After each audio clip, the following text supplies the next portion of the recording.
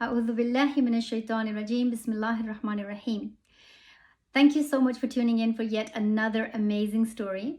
I am Uzma Naqvi from Club 213, and as you know, we are running a campaign this year for the whole month of Ramadan by Club 213 and Noor al Asr team.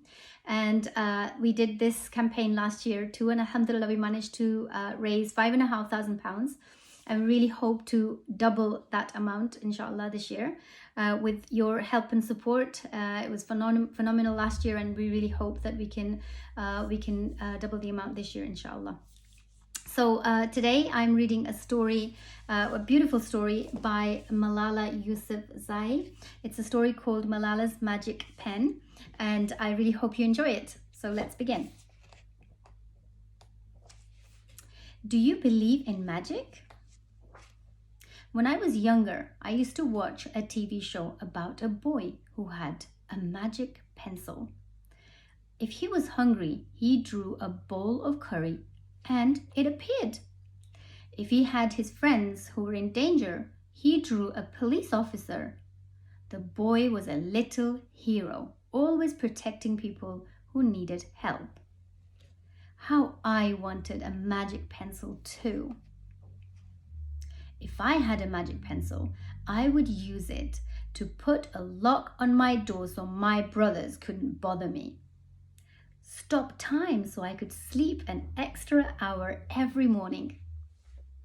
Erase the smell of the rubbish dump near our house.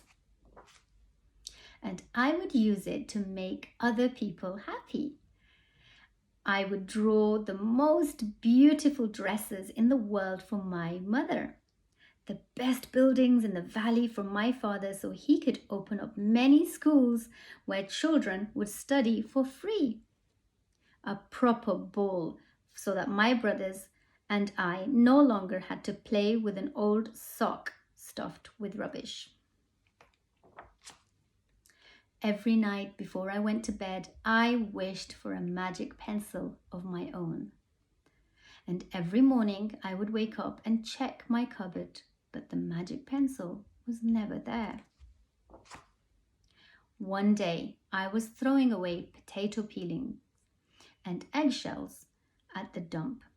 I was wrinkling my nose, swatting away the flies, and making sure I didn't step on anything dirty in my nice shoes, when I saw a girl about my age sorting rubbish into piles.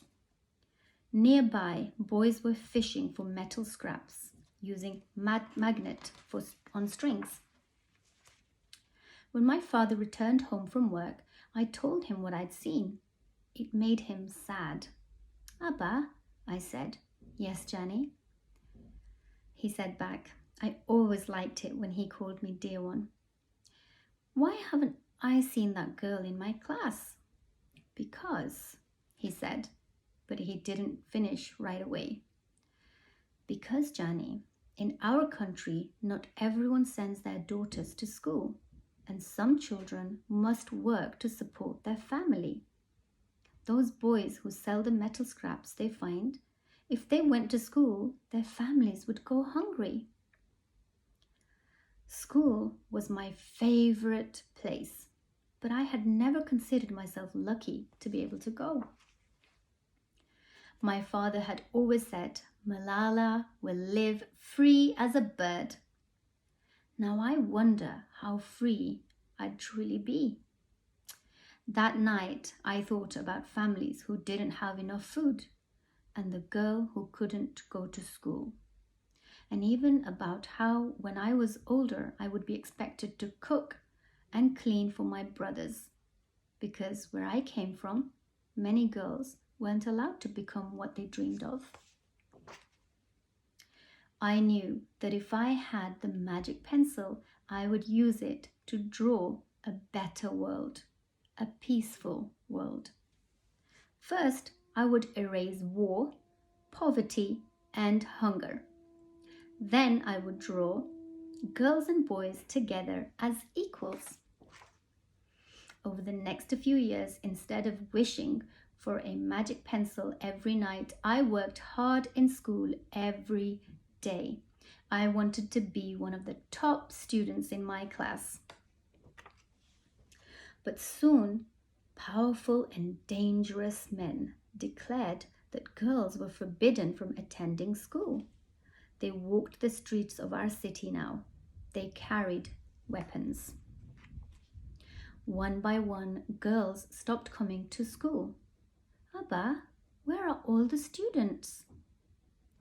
They don't feel safe here anymore, Jani. How could a few men stop all the girls in our valley from going to school? If more people knew what was happening to us, I thought, they might help.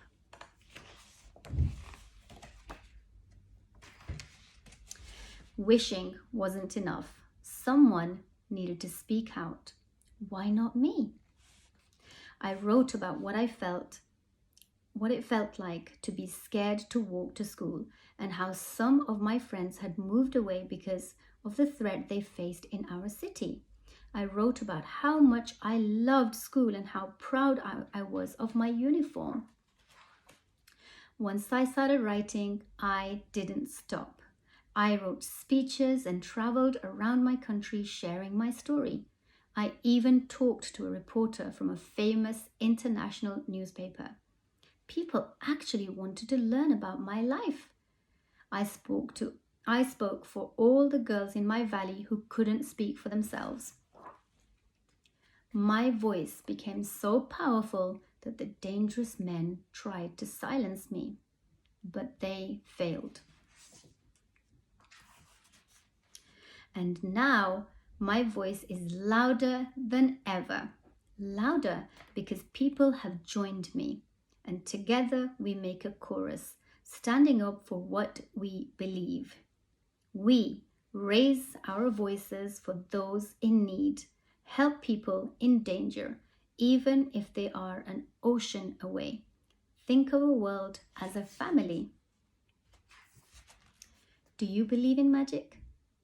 I do. I wrote alone in my room, but people all over the world were reading my story. Millions now know it and help me spread my message of hope. I had at last found the magic I was looking for in my words and in my work. I am Malala. I've always wished I could make a world a more peaceful place, and every day I work to make my wish come true. One child, one teacher, one book, and one pen can change the world. The end. Wasn't that a beautiful story? I really hope you enjoyed it. And as you know, and especially given the content of this book, there are a lot of children around the world who just don't have the luxuries that we have. You know, the cozy bed that you sleep in, and the beautiful food that you eat, and all of the things that you have, your mom and your dad around. There are lots of children who just don't have any of this. And it is our job to make the world a better place. So please, parents, donate generously so we can help those in need, inshallah. Thank you so much for your support.